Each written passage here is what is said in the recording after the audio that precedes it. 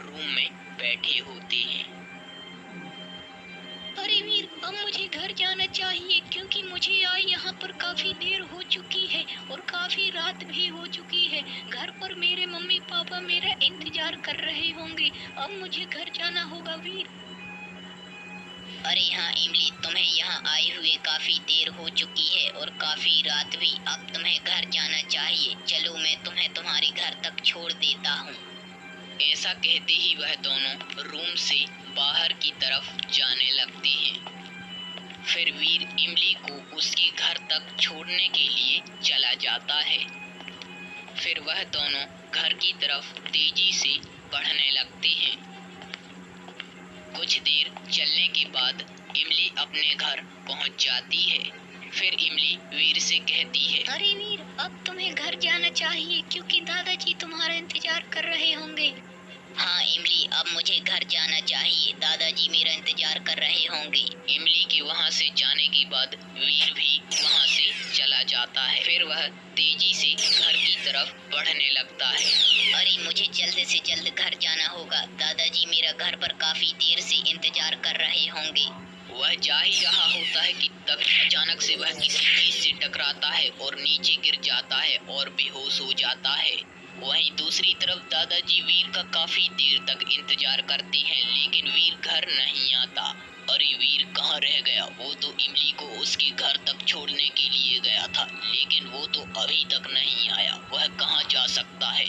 अब मुझे इमली को कॉल करना होगा, अब वही बता सकती है। फिर दादाजी इमली को कॉल करते हैं। अरे इमली, वीर तो तुम्हें तुम्हारे घर तक छोड़ने के लिए गया था, लेकिन वो तो अभी तक नहीं आया। क्या वह तुम्हारे साथ है?